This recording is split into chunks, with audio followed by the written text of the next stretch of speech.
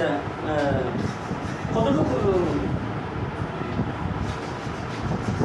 5 জ্যৈষ্ঠ রবিবার, 5 জ্যৈষ্ঠ রবিবার। এবার আমরা কি করবো, এটা যে দশা যেটা আছে, দশা কীভাবে বের করতে হয় অষ্টোত্তরীর মধ্যে, ওটা আমি আজকে একটু দেখাবার চেষ্টা করবো। হ্যাঁ, আচ্ছা। তো এই জাতকের নক্ষত্র কত ছিল? হস্তা নক্ষত্র। তো হস্তা নক্ষত্রে যদি হয় তো এটা ওই জন্ম সময়ের ভিতরে হস্তা নক্ষত্র ছিল, কারণ জন্ম ছিল 7:30। তার মানে নক্ষত্র চেঞ্জ হয় নাই। চন্দ্র নক্ষত্র আমাদের হস্তা।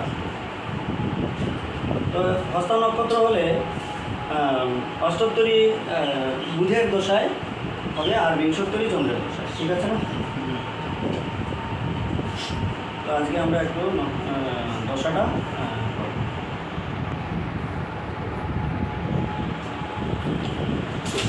তো দশা করতে গেলে আমাদের পাতুরার প্রয়োজন পড়বে। তো পাতুরাটা হলো আমি দেখাচ্ছি।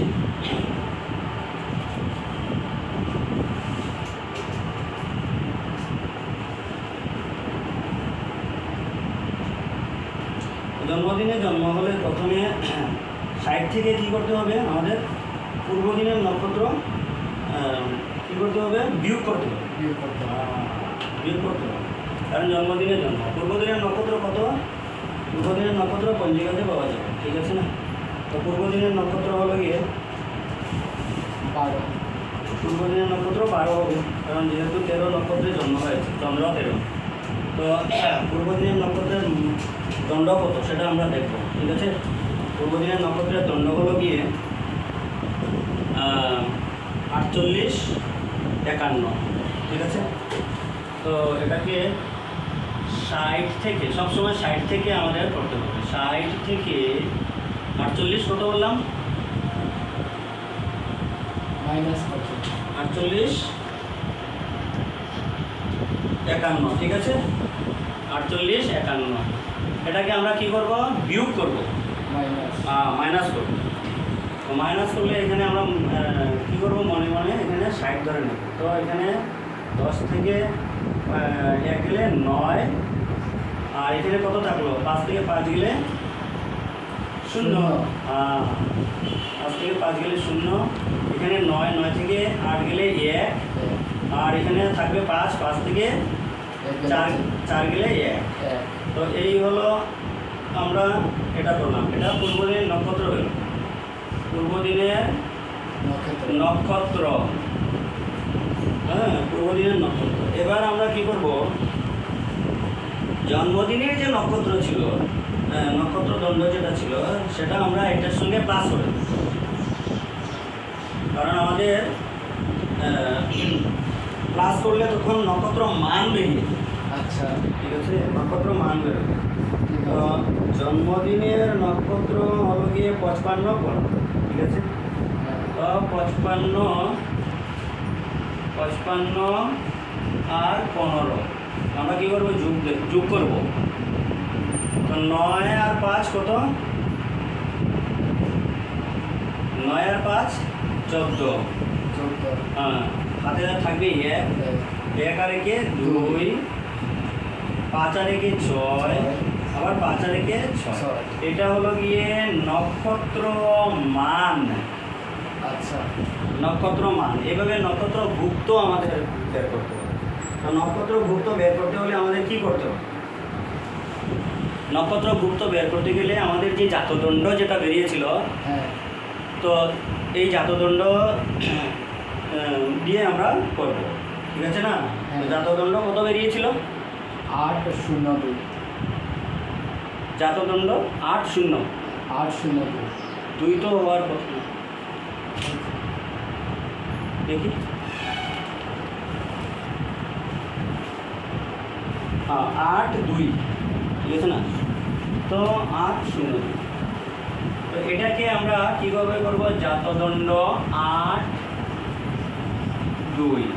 ঠিক আছে?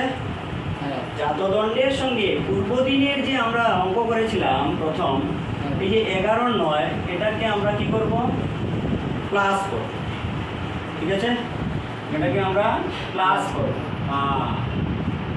প্লাস করলে কি হবে, 9 আর 2 11, 8 আর 11 19। ঠিক আছে, এটা কি হলো, এটা নক্ষত্রভুক্ত।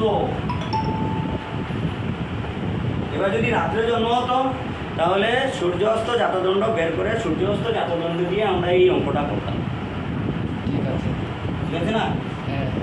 তো এবার আমরা কি করব, এই নক্ষত্রভুক্তকে আমরা তখন 60 দিয়ে পূরণ করব। 60 দিয়ে কি করব, পূরণ করবো।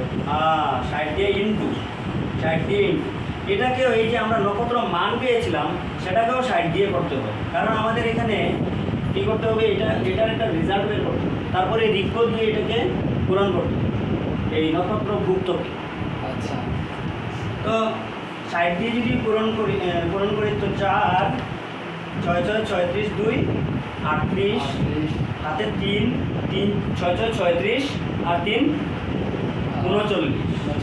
হ্যাঁ, তো 3984 এটা নক্ষত্র মানকে ভাঙিয়ে তারপরে এইভাবে করা হয়েছে।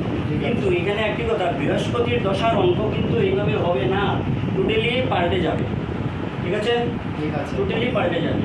এবার ভুক্তকেও কিন্তু আমরা এভাবে করব। তো ভুক্তকে 1 6 নং 54 আর 1 55, হাতে 5 6 1 6 আর 5 11। ঠিক আছে না, 11 হলো। ঠিক আছে। সবসময় লক্ষ্য রাখতে হবে যে মানের যে আমরা ভাঙালাম 3984, মান থেকে ভুক্ত কখনো বেশি হবে না। যদি ভুক্ত বেশি হয়ে যায় তবে কিন্তু অঙ্ক কোথাও না কোথাও ভুল। হ্যাঁ, এটা আমাদের নিতে হবে। এবার এখান থেকে আমরা জানবো যে এই জাতকের এই যে ওকে বলে দশা ভুক্তপ্রাপ্ত, এখান থেকে আমরা বের করব। ভুক্তপ্রাপ্ত বের করতে গেলে আমাদের কি করতে হবে, আমি এটা বোর্ডে নয়, এটা আমি এখানে দেখিয়ে দেব। বন্ধুরা, যদি আপনারা জ্যোতিষ বিষয় নিয়ে কিছু জানতে চান বা শিখতে চান, জ্যোতিষ অ্যাডভান্স ক্লাস এখানে দেওয়া হয়। তো আপনারা যদি কেউ ক্লাস করতে চান তো আমার সঙ্গে যোগাযোগ করতে পারেন। আমার যোগাযোগ নাম্বার আমি বলে দিচ্ছি, হোয়াটসঅ্যাপ নাম্বার। 2টি নাম্বার আছে, প্রথম নাম্বারটি বলে দিচ্ছি 9435200636, এবং আরেকটি নাম্বার হলো 7086209627। বন্ধুরা, ভালো থাকবেন, সুস্থ থাকবেন। আজকে এতটুকুই আপনাদের জন্য দিলাম। তো ভিডিও